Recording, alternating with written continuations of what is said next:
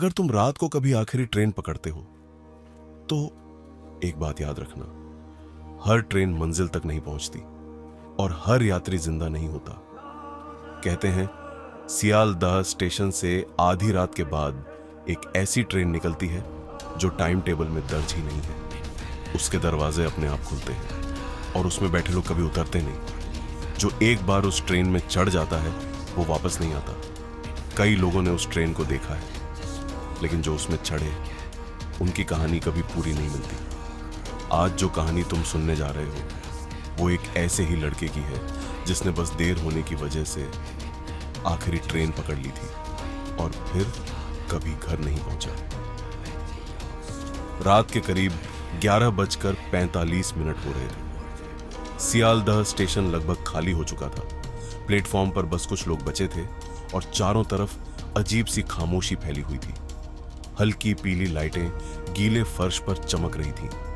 राहुल 23 साल का एक साधारण लड़का तेजी से दौड़ता हुआ प्लेटफॉर्म की तरफ आ रहा था। आज उसकी ट्यूशन देर से खत्म हुई थी और वह किसी तरह आखिरी ट्रेन पकड़ना चाहता था। दूर खड़ी एक ट्रेन को देखकर उसने राहत की सांस ली।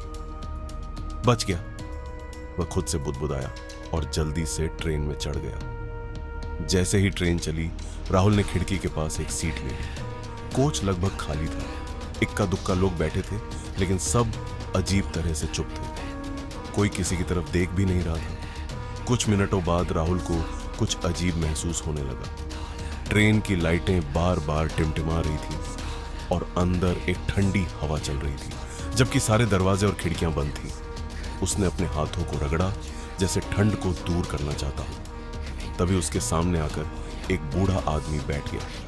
उसका चेहरा बहुत सूखा हुआ था, आंखें गहरी और खाली सी लग रही थी। वो बिना पलक झपकाए राहुल को घूर रहा था। कुछ पल बाद उसने धीमी आवाज में कहा, तुम इस ट्रेन में चढ़ गए, ये तुम्हारी गलती है। राहुल हल्का सा हंसने की कोशिश करता है। क्यों? ये तो आखिरी ट्रेन है ना? बूढ़ा आदमी धीरे से सिर हिलाता है।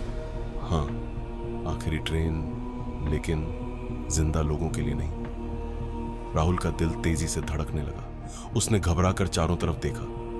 अब उसे बाकी यात्रियों के चेहरे साफ दिखाई देने लगे।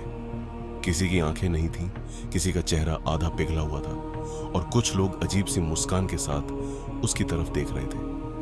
कोच में धीमी धीमी फुसफुसाहट गूंजने लगी। एक और आ गया। ट्रेन अचानक एक स्टेशन पर रुक गई। राहुल ने बाहर देखा, लेकिन वह स्टेशन उसने पहले कभी नहीं देखा था।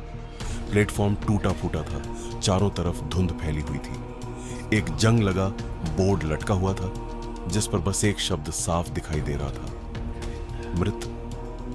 बूढ़ा आदमी फिर बोला, यही आखिरी मंजिल है। राहुल घबराकर दरवाजे की तरफ दौड़ा और उसे खोलने की कोशिश करने लगा, लेकिन दरवाजा नहीं खुला। तभी ट्रेन फिर से चलने लगी। उसने पीछे मुड़कर देखा। सभी यात्री एक साथ उसकी तरफ देख रहे थे। उनकी आंखें अब हल्की चमक रही थीं और उनके चेहरे पर डरावनी मुस्कान थी। उनमें से एक ने धीमी आवाज में कहा, तू तो बहुत पहले ही मर चुका है। अचानक राहुल के दिमाग में एक तेज झटका सा लगा। उसे याद आया, स्टेशन आने से पहले सड़क पार करते वक्त एक तेज रफ्तार ट्रक ने उसे टक्कर मार दी थी। वह सड़क पर गिर गया था और लोग उसके चारों तरफ इकट्ठा हो गए थे। उसकी सांसें वहीं रुक गई थी। ट्रेन अंधेरे सुरंग में प्रवेश कर गई। चारों तरफ गहरा अंधेरा छा गया। बूढ़े आदमी की आवाज फिर सुनाई दी, अब तू भी हमारे साथ है। राहुल चिल्लाना चाहता था, लेकिन उसके गले से आवाज ही नहीं निकल रही थी। उसकी आंखें डर से फैल गईं और वह सिर्फ खामोशी में चीखता रह गया। अगले दिन अखबार में खबर छपी, एक 23 साल के युवक की सड़क दुर्घटना में मौत हो गई।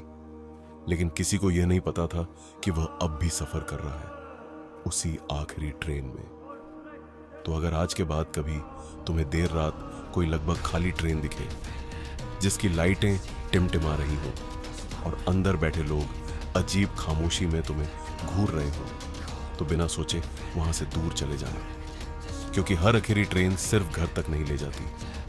कुछ ट्रेनें ऐसी भी होती हैं जो सीधे वहां ले जाती हैं जहां से कोई लौट कर नहीं आता।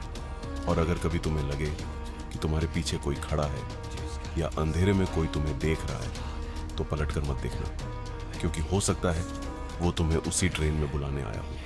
आज के लिए बस इतना ही, लेकिन याद रखना, रात जितनी शांत होती है उतनी ही खतरनाक भी। अगर आपको ये कहानी सुनकर सच में रोंगटे खड़े हो गए हों और दिल में वो अजीब सा डर अब भी बाकी हो, तो समझ जाइए ये सिर्फ एक कहानी नहीं थी। कुछ सच्चाइयां ऐसी भी होती हैं जो हम देख नहीं पाते, बस महसूस करते हैं। ऐसी ही और डरावनी और रहस्यमयी कहानियां सुनने के लिए हमारे चैनल को अभी सब्सक्राइब करें और इस वीडियो को लाइक और शेयर जरूर करें, ताकि ये कहानी और लोगों तक पहुंच सके। क्योंकि अगली बार जो कहानी आप सुनेंगे वो शायद सिर्फ कहानी ना हो। धन्यवाद।